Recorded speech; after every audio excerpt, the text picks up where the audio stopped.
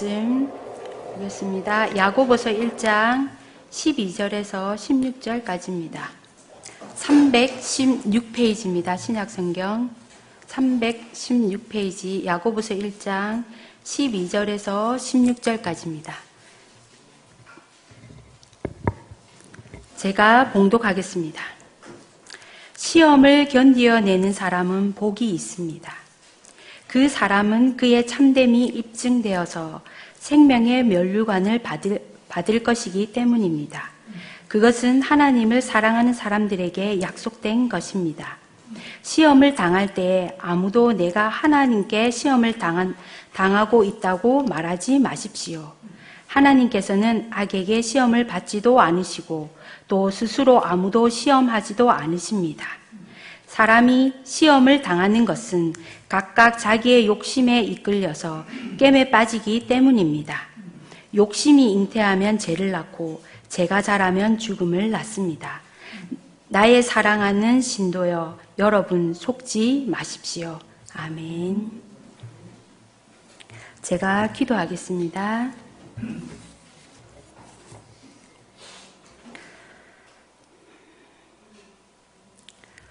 하나님, 오늘 이 시간에 하나님께서 우리에게 주시고자 하는 그 은혜가 무엇인지를 성경 속에서 우리가 알고 새롭게 정립되어지기를 원합니다.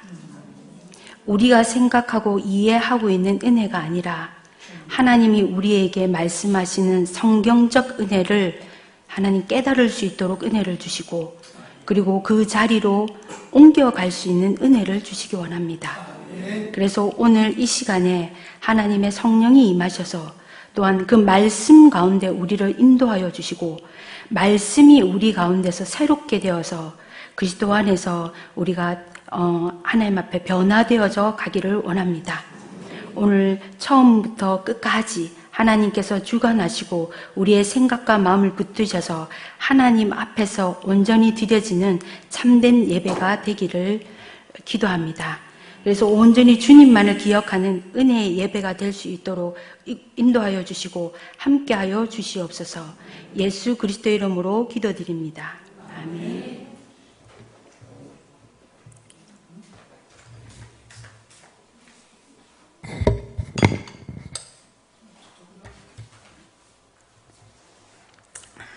신앙생활을 하면서 가장 많이 듣는 단어가요, 하나님의 은혜라고 하는 말입니다. 하나님의 은혜를 입어야 한다. 하나님의 은혜입니다. 하나님의 은혜가 필요합니다. 하나님의 은혜 있기를 축복합니다. 참 우리가 자주 사용하는 말인데요. 그렇지만 정작 우리가 깨닫지 못하고 있는 것은 무엇이 하나님의 참 은혜인지를 알지 못한다는 것입니다. 즉 하나님께서 우리에게 주시려는 그 은혜와 우리가 기대하는 그 은혜는 같은가 하는 것입니다. 혹 우리가 하나님께서 우리에게 주시려는 그 은혜를 우리가 알아보지 못한 채 그것을 그냥 지나쳐 버린 것은 아닌지, 하나님께서 우리에게 주시려고 준비해 두신 그 상황, 그 자리, 그 은혜를 누리면서 우리가 오늘날까지 살아왔는지 오늘 그것을 좀 살펴보고자 합니다. 첫째, 하나님의 은혜를 잊기 위해서는 기도가 필수적으로 필요합니다. 기도가 왜 필요한가? 하나님의 은혜를 기대하면서 그것을 사모하며 기도했던 사람들은 은혜 있는 상황이 왔을 때 그것을 알아볼 수 있는 안목이 생긴다는 것입니다. 또한 은혜를 입는 자리가 좀 어렵고 힘들고 어렵더라도 버틸 수 있는 힘을 공급하게 됩니다. 그래서 하나님의 은혜를 입는 사람들마다 기도하는 사람이었습니다. 우리가 기도가 준비된 사람들은 은혜를 입을 수 있는 태도, 자세가 겸비되어집니다. 둘째, 하나님의 은혜를 입는 삶의 자리가 필수적으로 필요합니다. 이것은 동전의 양면과 같은데요. 한 면은 하나님의 은혜를 잊기 위해서 우리가 기도해야 되고 그 기도한 것들로 인해서 우리 안에 그 기도로 말미암아 은혜를 잊기 위한 자세, 태도가 만들어진다면 그 다음에 준비되어졌을 때 하나님은 다른 양면에 은혜 있는 자리를 우리에게 인도하신다는 겁니다. 거기에서 우리가 은혜를 잊게 됩니다. 하나님의 은혜를 입는 삶의 자리는 말 그대로 하나님께서 우리에게 주시려는 은혜의 자리입니다. 그런데 사람들은 이것을 잘 알아보지 못하는 사람들이 좀 종종 있습니다. 마치 우리가 눈이 있지만 장님이 되어서 하나님의 은혜를 볼 수 없는 눈이 우리에게 가지고 있다면 우리는 심각한 상태에 있습니다. 오늘 제가 성경에 나오는 4명의 믿음의 사람들을 함께 살펴보고자 합니다. 그들은 자기의 자리에서 어떤 은혜를 입었으며 또 어떻게 그 은혜를 취할 수 있었는지 살펴보고요. 또한 우리도 그들처럼 동일하게 은혜를 입고 살아가고 있는지, 아니면 매번 하나님께서 우리에게 은혜를 주시려는 자리들마다 우리가 그것을 지나쳐 온 것은 아닌지 좀 점검해 보면서요. 여러분과 제가 내가 거기까지는 갔었는데 하나님이 그 말씀하시는 은혜들을 내가 그렇게 비켜갔구나. 하나님이 그 자리에 은혜 주셨을 때 내가 그렇게 은혜를 입었구나 하는 것들을요, 우리 스스로가 점검해보는 은혜의 시간이 되었으면 합니다. 여러분, 참 신앙과 거짓 신앙은 어떻게 알 수 있는가 하면요, 위기를 만나보면 알 수 있습니다. 위기를 만나면 우리가 그동안 자기 자신에게 발견하지 못했던 것, 그리고 보지 못했던 우리 속에 있는 수많은 생각, 편법, 자기 욕심, 이것들이요, 폭포수같이 밀려오기 시작합니다. 그랬을 때 우리는 결정을 해야 됩니다. 성령의 조명에 의해서 말씀에 근거해서 믿음의 길을 선택할 건지, 아니면 내 생각대로 선택해서 삶을 살든지, 둘 중에 반드시 하나는 선택하게 되어 있습니다. 성경에서 보여지는 믿음의 길을 갔던 사람들요, 첫 번째 사람으로 아브라함을 살펴보고자 합니다. 하나님께서 아브라함에게 말씀하시기를요, 너는 본토 친척 아비집을 떠나 내가 내게 지시할 땅으로 가라고 말씀하셨습니다. 아브라함은 말씀을 좇아 하란을 이제 떠나 75세에 떠나게 됩니다. 아브라함이 롯과 함께 길을 떠났다가 아브라함의 목자와 롯의 목자와 서로 다투게 되고요. 각자의 길을 갈 수밖에 없는 상황에 놓여집니다. 우리는 이 사건을 잘 알고 있습니다. 아브라함이 본토 친척 아비지를 떠나면서 한 가닥의 위로가 되는 것이 있는데요. 그것은 롯과 같이 길을 떠났다는 것입니다. 근데 그 위로의 시간이 조금 지나가자 위기에 봉착하게 됩니다. 이제는 롯으로 인해서 위로가 되고 힘이 되고 서로 격려가 되는 것이 아니라 문제가 발생해서 시끄러워지는 사건이 발생한 것입니다. 아브라함은 롯에 대한 집착을 내려놓습니다. 같이 왔으니 같이 가야 한다라고 하는 자기 고집을 내려놓습니다. 그 상황 속에서 아브라함은 자기 욕심을 하나 더 내립니다. 그리고 롯에게 말합니다. 네가 자하면 내가 우하고 네가 우하면 내가 자하리라. 아브라함은 무엇을 깨달았을까요? 아브라함이 롯과 함께 길을 떠날 때 생각했던 그 롯과 즐겁고 행복하고 위로가 되고 힘이 되고 서로 의지가 될 수 있다라고 생각했는데 그것이 아니다라는 걸 알게 됐습니다. 자기 마음에 당장 흡족하고 만족했지만 그것이 끝도 좋으리라, 끝도 그것이 행복하지 않다라는 것을 아브라함은 깨닫게 됩니다. 그래서 아브라함은 롯에게 네가 자하면 내가 우하고 네가 우하면 내가 자하리라 이렇게 말하는 것이 가능했던 것입니다. 이제는 눈에 좋아 보이는 것, 마음에 괜찮다 싶은 것, 그 다음에 마음에 흡족한 것, 이것을 선택하면 내가 행복해질 거야, 내가 부유해질 거야, 내가 편안해질 거야, 그런 것들을 따라서 선택하지 않기로 아브라함은 결정하게 됩니다. 이제는 눈에 좋아 보이는 여호와의 동산 같은 소돔 땅이라는 것을 아브라함이 보게 되는데요. 여러분, 문제의 포인트는 여기에 있습니다. 뭐냐면 우리가 하나님의 말씀을 듣고 하나님의 은혜들을 깨달아 가지만 깨달은 것들이 있다 할지라도 당장 우리 이익과 그리고 우리의 수고로움과 맞물려졌을 때는 우리가 그 깨달은 것을 선택할 수 있느냐 하는 것입니다.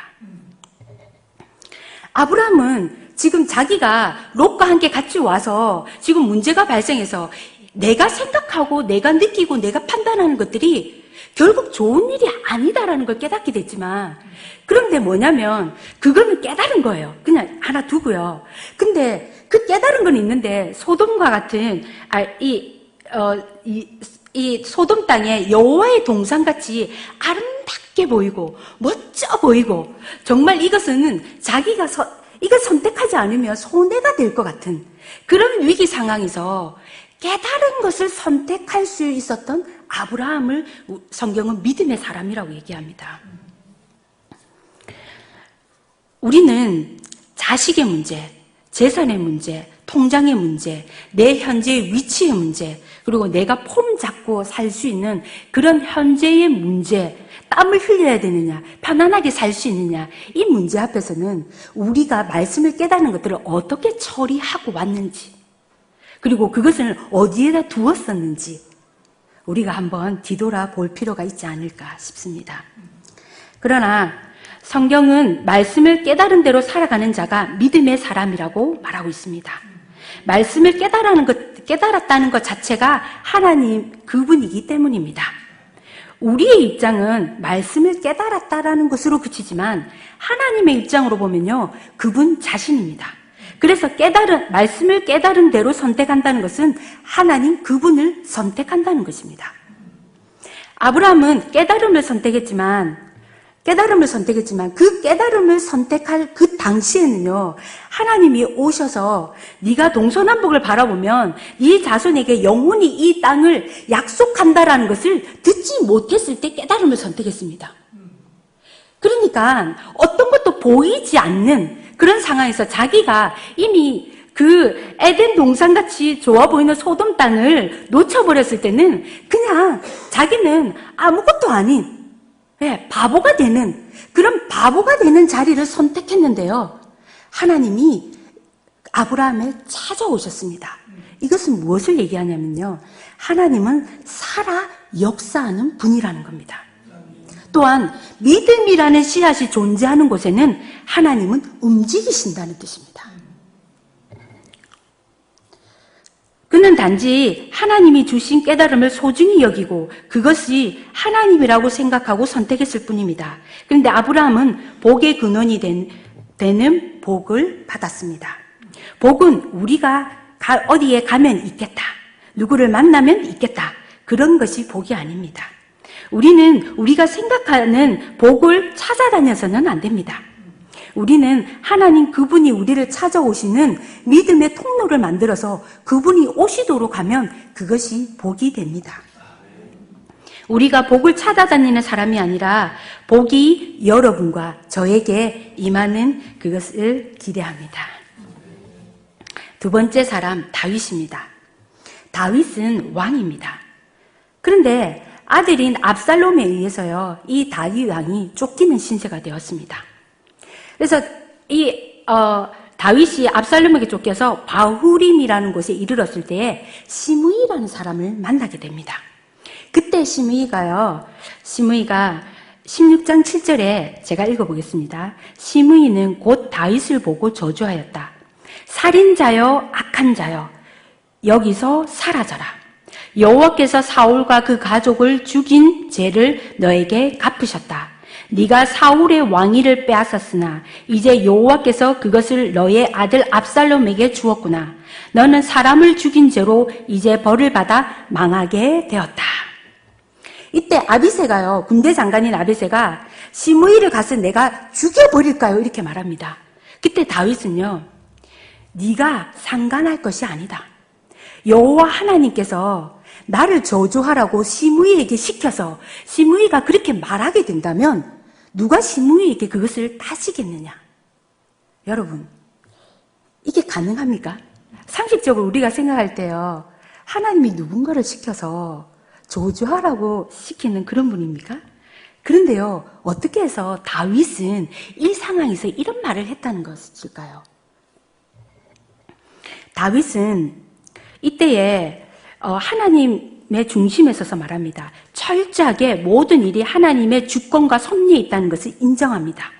또한 모든 문제와 고난 뒤에는 하나님이 보고 계시며 그분이 허락하시면 욕을 두를 수 있는 일이라고 그분을 신뢰합니다. 이것은 하나님 앞에서 말씀 앞에 떠는 자세입니다. 다윗은 우리와 많이 다른 것 같습니다. 우리는 생각하기를 하나님은 사람을 통해서 조롱하거나 비난하는 분이 아니라는 인식이 있지만 하나님은 결코 사람을 통해서 조롱하거나 비난하거나 웃음거리로 만드는 그런 분이 아니라는 걸 우리 모두 다 알고 있습니다. 그러나 다윗은 그 상황이 자기에게 불리해지고 암담해진 인생의 여정 속에서도 좋은 것만이 하나님 뜻이 아니다라는 것이죠. 즉 자기에게 불리해지고 상처와 모욕과 화를 당하는 그 현장에서도 하나님을 신뢰했다는 것입니다. 이것은 이 위기 상황에서 다윗이 이 말을 고백했다는 것은요, 평소 때에도 다윗의 신앙생활에 있어서 좋은 것만이 하나님의 은혜다, 하나님이 하셨다 라는 것이 아니라 좋지 않은 상황, 자기가 억울하게 당한 상황에서도 다윗은 그것 또한 하나님 섭리 속에서 오는 길목에 있는 일들이라는 것을 인정하는 삶을 살아왔다는 것입니다. 자기가 들어야 할 아픔의 소리가 있다면 왕이라 할지라도 듣겠다라고 하는 자세가 있습니다. 자기는 정말 사울을 죽일 마음도 없었고요. 자신이 오히려 피해자일진데 사람들은 다윗도 문제가 있었기 때문에 사울이 그렇게 죽이려고 달려들었던 거 아닐까, 그러면서 수군거리고 웅성거리는 것들요 다윗의 귓가에 울려 퍼지기 시작합니다. 그랬을 때요, 우리 모두 다 동일하지만 이런 억울함을 당했을 때 내가 그런 사람이 아니고요, 사실은 그때 그 상황이 아니고요, 정말 진짜 내 마음 보여줄 수도 없고 이런 말들을 우리가 하게 되지 않습니까? 근데 다윗은 그런 말을 하지 않습니다. 다윗은 모든 것을 내려놓고요, 자기의 상황에 모든 것을 내려놓고 하나님께서 심의를 통해서 말씀하시는 것일 수도 있다라고 생각하면서 그 자기의 감정과 그런 기분, 느낌, 생각 모든 것들을 멈추어 냅니다. 성경은 이것을 믿음이라고 말합니다. 다윗은 자기의 아들 압살롬에게 비록 쫓기는 신세가 되었지만 왕으로서의 권위를 모두 잃은 것은 아닙니다. 그러나 그 권위를 사용하지 않습니다. 아비새가 도와주겠다라고 말하고 있는 상황이고 아비새에게 과거에 있었던 이야기들을 끄집어내면서 녹두리를 하고 있는 상황이 아닙니다. 그런데도요, 다윗은 자기 권력과 힘을 사용하지 않습니다. 다윗은 만약 하나님이 이 모든 것들을 주관하시는 것이라면 내가 어떻게 반응해야 할까? 그것을 생각해낼 줄 아는 것 다윗이라고 성경은 말하고 있습니다. 다윗은 멈추어서서 생각할 수 없는 상황, 하나님을 인식할 수 없는 상황, 하나님을 신뢰할 수 없는 그런 상황에 하나님을 기억하는 은혜와 그분을 믿는 은혜로 말미암아 다윗이 하나님의 사람이라고 인정을 받습니다. 세 번째 사람은요, 수로보닉의 여인입니다. 이 여인에게는요, 귀신 들린 딸이 하나 있습니다. 그런데 어느 날 예수님의 소문을 듣게 됩니다. 예수님께서 자기 딸에게서 귀신을 쫓아주기를 부탁하고 또 예수님은 자녀의 떡을 개에게 던지는 것이 합당하지 않다라고 말합니다. 여러분, 이 수로보닉의 여인은요, 헬라인인데 이 여인은 예수님을 찾아가기 이전에요, 어떤 것을 경험하고 어떤 것을 보았을까요? 이미 유대인이라고 하는 사람들은요, 선민 사상이 있기 때문에 우리가 최고야. 우리가 최고야. 너희들은 우리랑 바깥이 먹을 수 없어. 우리랑 길도 다니지 마. 우리랑 같이 사귈 수 없어. 한 자리 있지도 못해. 그러면서요, 유대인들이 얼마나 자기들이 하나님의 백성이라고 뻐기고 자랑하고 의시되고 우쭐대고 하는 그런 것들을 이 수로보니 여인이 어떻게 못 보겠습니까? 어떻게 보지 않을 수 없었겠습니까? 거기에서 오는 위축되어지는 마음이 왜 없었겠습니까? 그런데요, 예수님한테 그들이, 이 유대인들이요, 예수님은 귀신을 쫓아내, 예수님은 안진뱅이 일으키셔, 예수님은 정말 못하는 게 없어, 그분 하나님의 아들이야 라고 하는 그 예수님한테 가면 내 딸이 귀신 들린 게 나을 수 있다라고 믿고 예수님께 갔는데요, 그 예수님조차도요, 유대인처럼요, 동일하게 자녀의 떡을 개에게 줄 수 없다라고 말합니다. 여러분, 이 수로보니게 여인에게는요, 수로보니게 여인은 뭐라고 얘기합니까? 개들도 상 아래에 있는 부스러기를 먹습니다. 이 여인은 어떻게 이런 고백이 가능했을까요? 수로보니게 여인은 예수님이 자기에게 개들도 이 상 아래에 있는 부스러기를 먹습니다라고 하는 이 여인에 앞서서 예수님이 이 자녀에게 주는 이 떡을 개에게 줄 수 없다라고 하는 이 말로 인해서요, 이 여인의 마음이 이미 닫혀진 마음이지 않습니까? 그런데요, 보편적인 사람들은 누군가가 나에게 어떻게 말을 했느냐가 더 중요합니다. 우리가 신앙생활 할 때요, 항상 우리의 첫 반응은 누군가가 나에게 어떤 반응을 했냐가 중요합니다. 근데 이 여인은요, 뭘 보고 있냐면요, 예수님이 어떤 분이냐가 중요한 겁니다. 이 여인에게 있어서는요, 예수님은 내 딸을 살려낼 수 있는 분, 예수님의 역사를 보고요, 예수님의 능력을 보고요, 예수님의 행하심을 보면서요, 이분은 내 딸을 살려낼 수 있는 분이라는 걸 보았고, 자기가 어떤 직을 받는 것은 중요하지 않았다는 거예요. 결국 자기가 누구인지, 자기의 사랑하는 거, 자기의 그 세워짐들에 대해서 내려진 여인입니다. 우리가 주님을 만나러 갈 때요, 이런 일들을 겪을 수 있습니다. 하나님께서 나만 돌아보지 않는 것 같고, 나만 혹독한 고난을 겪는 것 같고, 나만 10,000원짜리 하나에 발발발발 떠는, 나만 그렇게 사는 것 같아. 다들 편안하게 사는데 나만 그 1,000원짜리 하나에 그 반찬을 살까 말까 고민하는, 나만 그 생활에 어려움을 겪는, 우리가 그럴 때에 하나님 마치 나만 돌아보지 않는 것 같은 그런 어려움의 마음들이 밀려올 때가 있습니다. 모두 다 건강한데, 모두가 좋은 옷 입고 사는데, 모두가 평안하게 보이는데, 저 같은 경우는 모두 다 시집도 장가도 잘 가는데, 그렇죠? 근데요, 여러분, 하나님은 우리의 상황과 처지에 관계없이 우리를 보고 계시고요, 그리고 우리가 그 가운데서 믿음으로 반응하기를 기다리시는 상황이라는 거예요. 근데 성경의 인물들은요, 자기의 그 생각 가운데 들어왔던 그 폭풍수처럼 들어오는 그런 휘몰아치는 감정이 휩싸이는 것이 아니라 그분이 누구인가를 기억하고 그분 앞에 믿음으로 반응했던 사람들을 성경은 믿음의 사람이라고 말하고 있습니다. 바디메오입니다. 바디메오가 여리고에 살고 있었습니다. 바디메오는 날 때부터 앞을 볼 수 없는 사람입니다. 예수님의 소문을 들었습니다. 나도 예수님을 만나면 앞을 볼 수 있을까? 바디메오가 얼마나 마음에 갈망하고 소망하고 기다렸을까요? 근데 여리고에 예수님이 온다는 소문을 듣습니다. 그리고 수많은 사람들이 웅성웅성거리면서 야, 예수님 왔다! 예수님 저기 계신다! 그렇게 말합니다. 근데 보이지 않습니다.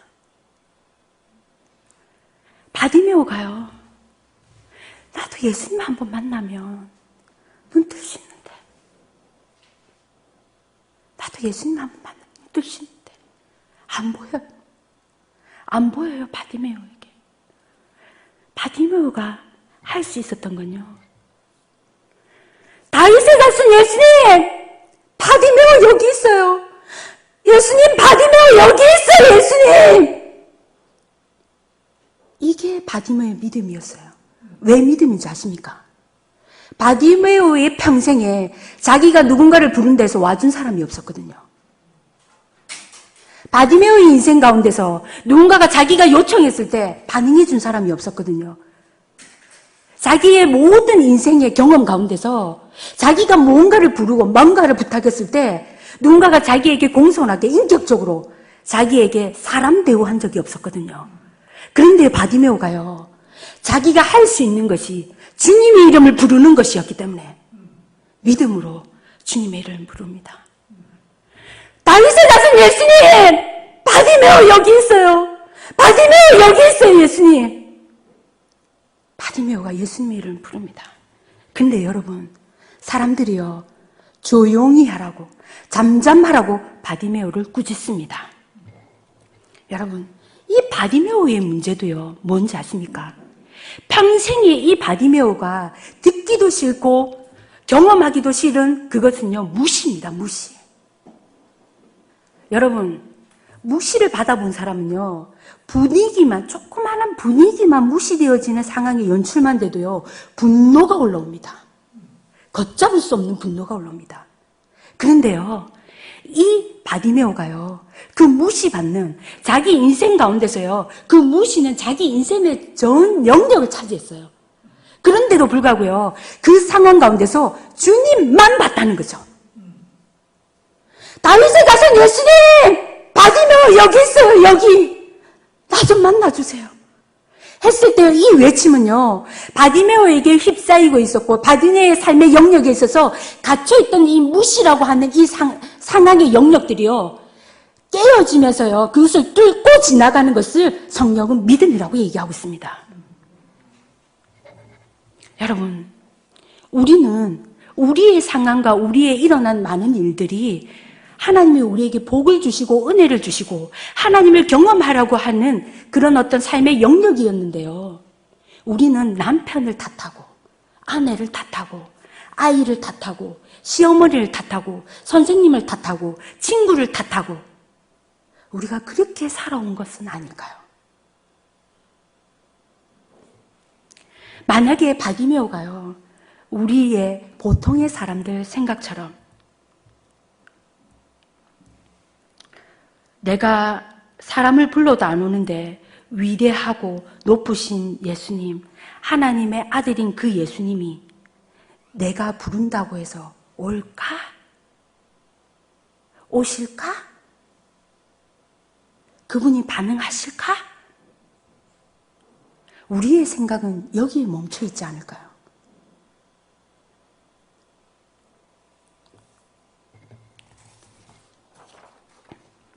은혜를 비켜가는 자의 패턴은요, 위기가 올 때에 악한 생각을 하게 됩니다. 그리고 그 악한 생각으로 인해서요, 분노와 편법이 들어옵니다. 그리고 입술로 악한 말을 하기 시작하고 행동으로 범죄를 하게 됩니다. 많은 사람들이 위기를 만나면 자기에게 들려오는 생각을 제한 없이, 절제 없이 아주 빠른 속도로 받아들입니다. 한 번 들어온 생각은 다시 내보내는 것은 너무나 어렵습니다. 그렇기 때문에 생각을 잘 잡아야 합니다. 잠언 4장 23절에 무릇 지킬 만한 것보다 더욱 네 마음을 지키라. 생명의 근원이 이에서 남이라 라고 말씀합니다. 마음에 무엇을 받아들이고 심느냐는 아주 중요합니다. 어떤 상황과 위기를 만났을 때 하나님의 방법으로 일을 정리하고 마음을 정리하는 은혜를 입어야 됩니다. 그렇지 않으면 악한 생각에 사로잡혀서 분노와 폭력과 편법이 우리를 이끌어갑니다. 악한 생각에 사로잡힌 자는 자기가 악한 길로 가고 있다는 것을 보지 못합니다. 자기가 아는 것은요, 그 상황 속에서 화와 분은 지금 이때를 위해서 존재하는 거라고 하면서 화와 분노를요, 멈추지 않습니다. 그리고요, 폭력적인 것들은요, 내가 폭력성을 가지 않으면 또다시 이런 위기를 겪게 될 거라고 하는 그런 강박관념에 사로잡히게 됩니다. 악한 생각을 받아들이는 사람은 입술과 행동으로 그의 삶에서 드러납니다. 결코 숨길 수가 없습니다. 생각하는 바가 그러하기 때문입니다. 이것은 죄입니다. 죄의 삭은 사망입니다. 생명과 평안이 없습니다. 믿음의 사람들은 우리와 전혀 다른 세계관 속에서 행동하며 그들의 신앙을 이어갔습니다. 우리가 그들이었다면 우리는 어떻게 말하고 행동하고 있나요? 아브라함이 상황에 우리가 봉착되었다면 우리는 이렇게 말하지 않겠습니까? 내가 먼 길을 가야 하니까 적당하게 챙겨야 된다고 몇 번을 말했어. 도대체 내가 몇 번을 말했어. 그러면서요, 자기가 그때 당시에 성경 지명이 있었던 사람으로, 내가 앞을 내다볼 수 있었던 사람으로, 자기의 뭐라고 해야 돼요? 그 상황에서 바른 말을 했던 것을 주장하고 고집하는 것에 급합니다. 다윗은 뭐라고 말할까요? 우리가 다윗이 있었다면. 지지리도 복도 없지. 젊어서는 사울이 나를 죽이려 하더니 내가 나이 들어서는 아들이 나를 죽이려 하고 내 인생의 내 팔자가 그렇지. 내가 하나님을 믿어오고 내가 하나님을 예배했지만 나아진 게 없어. 나아진 게. 우리가 쉽게 하는 말들 아닐까요? 수로보니게 연희 같은 경우는 뭐라고 말할까요? 평소 때도 대단한 거 알았지. 자기들 최고고 자기들 대단하고 자기들 거룩하고 앞으로 나에게 누구든지 간에 예수의 옛자만 얘기해도 내가 가만히 안 두겠어. 우리 이렇게 쉽게 얘기하지 않나요? 바디메오는요. 가만히 있자. 참자. 그게 살아남는 거다. 그게 내가 살 길이다. 두들겨 맞지 않으면 다행인 거다. 우리의 반응은 보편적이다. 보편적으로 말하는 우리의 이야기들 속에요. 우리는 누군가의 이야기를 들을 때 믿음으로 격려하거나 내 삶에 그렇게 놓였을 때 믿음으로 그렇게 가진 인생이었을까 돌아볼 필요가 있는 것 같습니다. 믿음의 사람들은 우리와 어떻게 다른가요? 첫째, 세계관이 다릅니다. 둘째, 육신의 생각을 받아들이지 않고 영의 생각을 받아들였습니다. 여러분, 창세기에요. 19장에 보면 롯이 소돔과 고모라 땅에서 나왔을 때 그 나온 이후에 롯이 소알에 거하기를 두려워해서 산에 올라가서 이렇게 거하게 되는데요. 그때 두 딸이요 롯에게 술을 먹이고 같이 잠을 자지 않습니까? 그때 모압의 조상이 나오고 암몬의 조상이 나오는데 여러분은 이 성경 구절을 읽었을 때 어떤 마음이셨는지 모르겠는데 저는요 덮어요. 누가 볼까봐. 하나님 제발 새신자는 안 읽게 해주세요. 하나님 제발 믿음으로 가려고 하는 사람은 안 읽게 해주세요. 하나님 이거 좀 어떻게 덮어질 수 없나요? 제가 이렇게 안절부절했던 기억이 나는데요. 지금 와서 돌이켜보니까요. 이 말씀 구절이 왜 있었는지가 제가요. 아하 하는 게 깨달아졌어요. 뭐냐면 롯이 두 딸이 구원은 받아서 나왔지만 삶에 적용할 때는 그들이 또다시 제된 것들을 결정했다는 겁니다. 제된 방식, 제된 삶. 왜? 그들의 세계관이 그랬기 때문에. 구원은 받았을지는 몰라도 그들의 인생의 생각 자체가 성경적 사고가 아니기 때문에 삶의 적용에서는 뒤틀려버린 그들의 모습을 성경은 우리에게 적나라하게 제시하고 있습니다.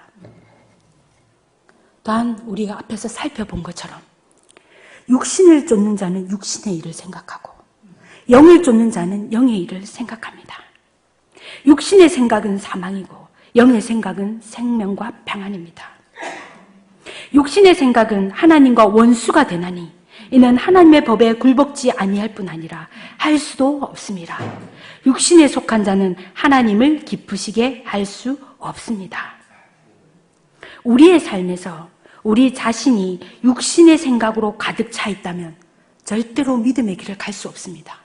교회에 앉아있다 할지라도 아무리 수많은 예배를 드린다 할지라도 내 자체가 내 안에 있는 사고 체계가 하나님이 말씀하시는 믿음을 향해서 한 걸음 한 걸음 내딛지 못한다면 여전히 우리는 제자리 걸음일 수밖에 없습니다. 여러분, 하나님 말씀 앞에서 우리가 멈출 수 있다면, 그런 사람이 있다면 그 사람은 하나님의 말씀 앞에 떠는 사람입니다. 우리 모두가 그런 사람이 되기를 소망합니다. 제가 기도하겠습니다.